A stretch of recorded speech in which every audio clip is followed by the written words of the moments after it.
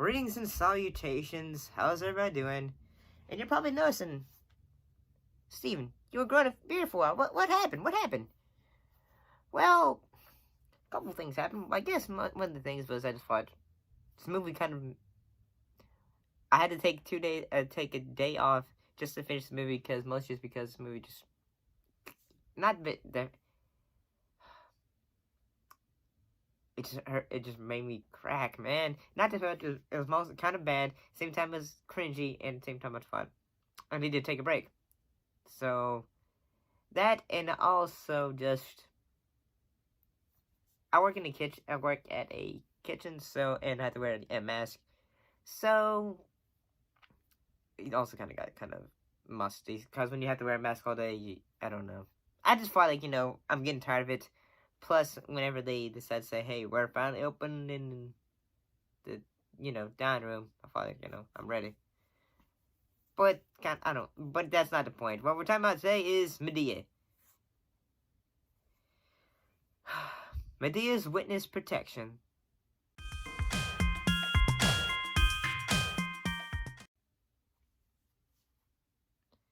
So the film was from.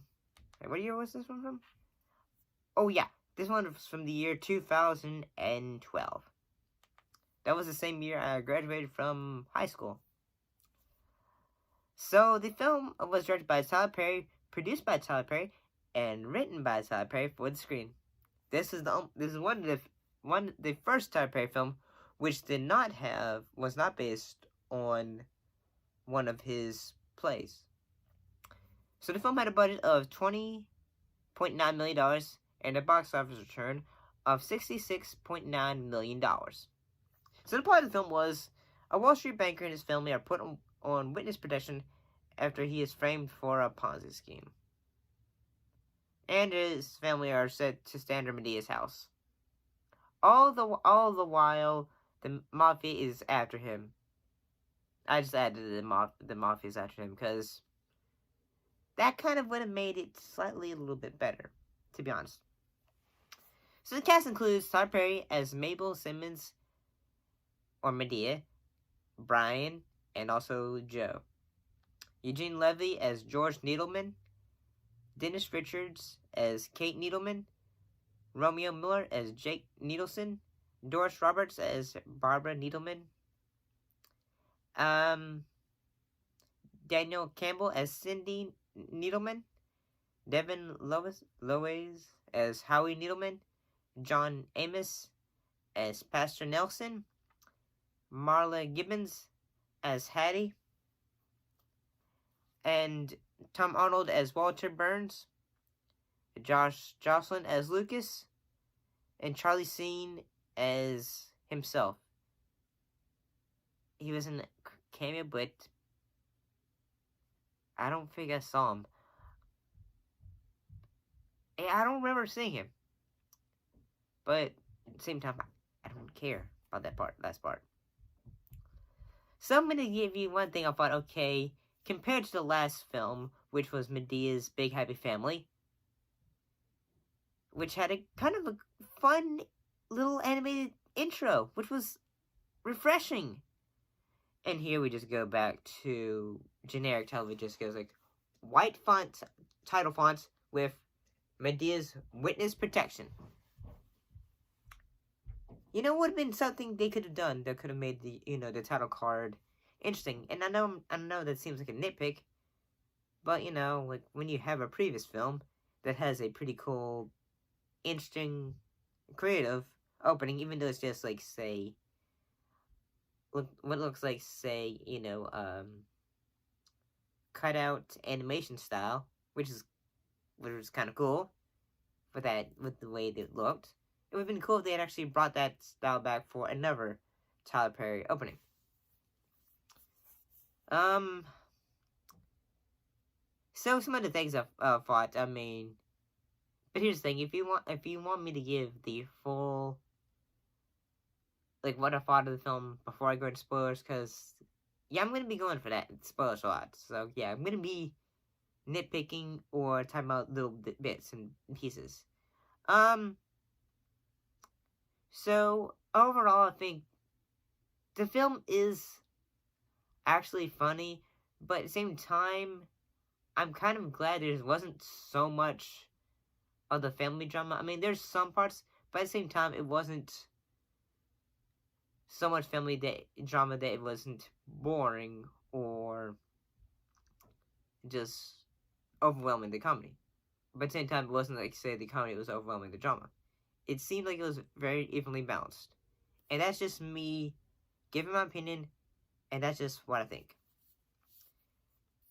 So if you don't want me to end overall, if I wanted to rate it, I'd have to give it a C. It's funny, but at the same time, it can be cringy, and sometimes you just think like, say, you're just wanting it to be over. But that's not always the good thing of a film. You're not just thinking like, say, can it end now? You don't want to, as a filmmaker, you don't want your audience to be thinking like, can it end already? So I'm gonna be the one thing I just thought of that seemed strange was Eugene Levy and Doris Roberts. It seemed weird that they, I mean, I guess it's the casting call, but I'm not sure how old Doris Roberts was, but I'm actually gonna do this. I'm gonna actually do a little bit of research for this one because I'm actually curious. The film came out in 2012. So and he was born in 1946. Let me see, calculator. Shoot, okay. I should have had my phone out to do this little bit of detail, but oh well, it doesn't matter. I'm just saying, what I'm trying to say is it just seems strange. And one of the subplots of the film was Jake, who was played by, like I said, Romeo Miller. One of the subplots for him is he's trying to get the money back that he lost to a charity that was for the church to pay off the mortgage, his dad's church. And that's one crazy thing is about the 4 minutes into the film, and I didn't really like the characters that much. George is the stereotypical dad who overworks and just, I mean, he's overworked because he wants to help his family, but it's overworking. It seems like he's the stereotypical 90s dad. Like, the overworked dad who's at the end of the film, you just suddenly realize, like, he's a good dad, but he just needs to spend more time with the family, is what the issue is. Tom Arnold, he shows up at the beginning of the film. He was George's boss. He was kind of funny for the short amount of time he was there. What happens was he goes say, hey, you you were the fall guy. What we did here was a Ponzi scheme, so you're taking the fall, buddy. And he says like, what? I don't understand what's going on. And that's sort of like at that point, at the beginning of the thing. That's how his reaction is, and then he goes to his wife to tell him like, say, I was involved in a Ponzi scheme, and she's just trying to say, I was just wanting to talk to you about your son's baseball game. And it seems like whenever he's telling him about this, about how this whole thing, she's just like saying, calm down, call your attorney or call this person, and we can get rid of this, okay? He says, yeah, we'll do that, okay? And one of the crazy thing is, Maydea doesn't show up until 15 minutes into it, and to be honest, that's when the film really gets funny. I like the fact when Madea imitates Jake's voice, he goes like, say, I think what he said was like, say, it's like, one, and he goes like, no, well, I told you. I mean, I think it's kind of strange when Tyler Perry has Madea do that. It's like when he has Madea break character and go like, say, do it a deep man voice. So one thing that didn't make sense, that I found kind of unusual, I always thought that witness protection always happened before, when people are after you, like say when people are like chasing you. But one thing that they do is they leave a dead rat for him, and it's all and Barbara Needleman, George's mom, because say she knows what it means, oh, dead rats or something like that. Um, and see, when the FBI comes to arrest him, the police officer goes George Needleman, yes, it says you're under arrest, and I mean, it was kind of funny, and then they had a female officer goes we know what you want, we know what you did. It was kind of weird, but I mean, I'm not gonna judge the voice actor. I mean, the actors, because we all have our own distinct voices, but it was kind of funny and strange. So the life insurance joke involving Joe's life insurance joke returns. It first started in Madea family reunion, when I think it was Kiki Palmer's character. Whenever she said she thinks she could go to college, and he goes say, how could we get that kid to go to college? Well, I'm pretty sure if when you die, we could use that money for her to go to college or something like that. I like the fact when she says oh no, Brian, I ain't gonna help. I can't do this. I can't bring anyone from have any families. And he says say, well, you know what?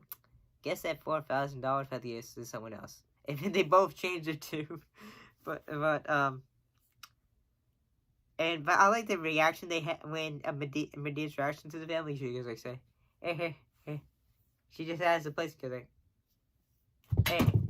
hey, hello. Sorry about that. Sorry about the tablet. It's okay. This thing's been through hell. But it's okay. It's only got one giant slash on it. I gotta say that Brian is constantly smiling around the family and around George. I mean, it kind of is at times. My favorite line in the film, though, is when Madea goes when she says, when she goes, how am I supposed to hide 5 white folks? And she says, these people are gonna stick out around. These people are gonna stick out around here like I would stick out at a Republican convention. That was actually a funny line, I thought. And then Madea confuses yoga with yogurt. Yoga with yogurt. No, that wasn't funny. Nope. I mean, it could be funny, but I don't know. And at the same time, Eugene Levy and George and Kate. I mean, keep in mind I was about to watch the next Madea movie, so the one thing I thought was kind of dramatic was Jake having to lie to his dad about the church, and then the facial acting when he did whenever he was around. Trying to think. John Amos, whenever he was having to lie to his dad, I thought he was doing a pretty good job. I mean, the actors are doing pretty good jobs whenever they're acting. But at the same time, the only times I thought, okay, the only bad actor I kind of thought for the film was Tyler Perry. I mean, he was doing the funny things, but at the same time, the dramatic moments, say,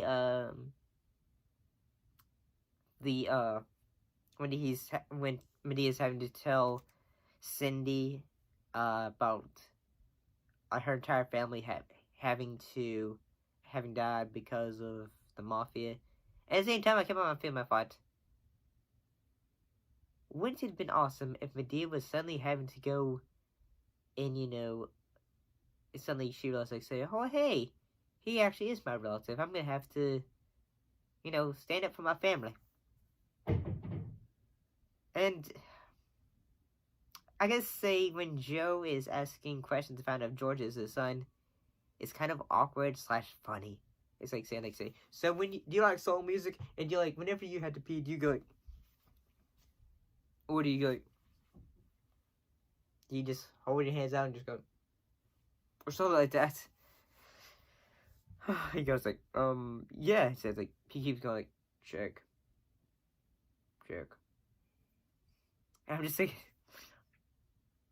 and one of the biggest cliches of Tyler Perry films, whether it's Madea films, but then keep in mind I haven't seen every Tyler Perry movie. I haven't seen films like Precious. I haven't seen trying to think. I've seen Daddy's Little Girl. I've seen that one. I've seen I haven't seen all of his films though. Probably could watch more of them, but I mean one thing I've noticed from some of his films, like whether it's type Madeas, heck even in a trying to think Nobody's Full, he likes to use a convention where the dramatic things are happening in the background, and music is playing, background music where no one is talking except things like dramatic, like say characters getting along, relationships getting better, or like in the case of George, the FBI yelling at him, say, we want the information, you're gonna tell us information, or George doing yoga with his wife, or Cindy yelling at Kate, her mom. Yeah, that's the cliche. It's getting old. That cliche of say the sad music with the dramatic moments. I mean, I'm sure it's in other films, but when it happens in every one of these films, gets old.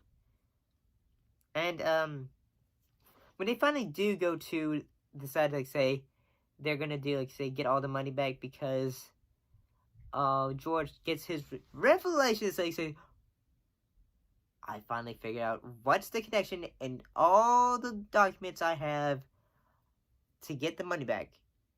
He gives say he has a I've seen a lot moment in church, and then which helps Jake because Jake's about to tell everyone at the church say, hey, I lost the money, but he saves his butt. So one thing they probably say, how are we gonna get this money back? So they probably say, so this whole account, it goes to a lady known as Precious Jackson. And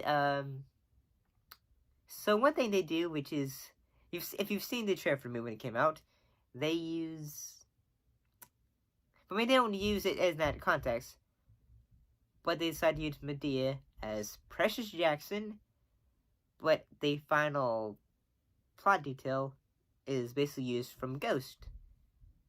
But it's mostly the check scene where she's just saying here's all my details and all that from the film. And then George is a French stereotype during those scenes, the scheme, and then Madeas is just stressed out and confused. I remember when they had the chair for this movie, there was a sequence he says say when she says say, oh, when you're in first class you can have, it's all free. He says, oh, when you finish brown, pour it in. And then they have a little sequence later. She says oh, I'm very relaxed. And he says oh, hi, how are you? And he says I'm very relaxed. And then George goes say, very relaxed she is now. Yes, I'm very relaxed. And then they had a scene transition. He says when the plane is dropping, he says, what the hell's wrong with the plane? What the hell's wrong with the plane? I wish they had kept that in. I actually wish they had kept that in. That would actually been kind of funny. But I'm trying to think. Okay, there was a sequence say when Madeas goes say when Precious Jackson goes say, okay, I'm ready to do this.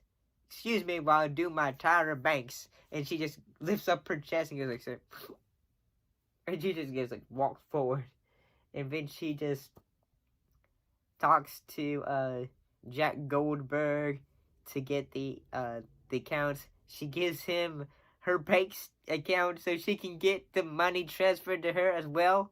She probably, Madea probably, even though we don't see what happens, she probably said, yeah, this is what it is. I'm Precious Jackson, cause wire fraud, uh, identity fraud, all of those things, and then you would think. I mean, even though they want the entire person that he's saying, like, say, we want this to succeed, so you'd think it makes you think so. None of these people are that silly to think that this would work, but it does. And then everyone goes back home, and you'd be thinking, like, say, the mafia is going to be, you know, processed against, or they're gonna people that were ripped off or something like that. They were gonna do prosecution against the mafia, and you kind of think, like, say, okay, that works, I guess. But at the same time, you think, like, say, wouldn't the mafia be going after this guy? Suddenly they say, we lost all our money. We need to go back get the guy who actually helped us do all this, who didn't know that this was all happening. Yeah. So in all honesty, Madea's witness protection, if some things, like, say, if it had more of a subplot of, some of the mafia actually after, like, them and actually trying to say, no, sir, what did you do? The mafia just going, like, to the banking center and say, no, our money. And they said, what are you worried? And Jack Goldberg said, oh, no, what are you talking about? That's Princess Jess. She's the one who been given all these counts to, right? Yeah. He says, well, okay. We're still not happy about it. That actually would have been kind of, that would have been kind of pointless, but it would have actually been interesting. But overall, it can be funny at times, but at the same time, the dramatic moments can be pretty good, with what little dramatic moments there are. The film tries to, like, say, okay, it wants to be a comedy, and also wants to be a film about trying to to make sure you yeah, it's the film. Okay, I'm gonna be straight up. The film has some cringy moments. It's kind of funny, but at the same time, you're just thinking, like, say, can we move on? I don't want to watch this sequence, because this is just annoying. Like, say, trying to think, who was it? Denise Richards going, like, say, get your ass into gear. You heard? Hell. I'm just, yeah. I mean, it's funny, but at the same time, it's just annoying and cringy, man. But I mean, overall, what do you think of Madea's witness protection? Do you like it? Do you dislike it? Put your thoughts and comments down below. This has been the longest Madea video I've probably done so far, but yeah, we're gonna continue on for this. Talk to you later.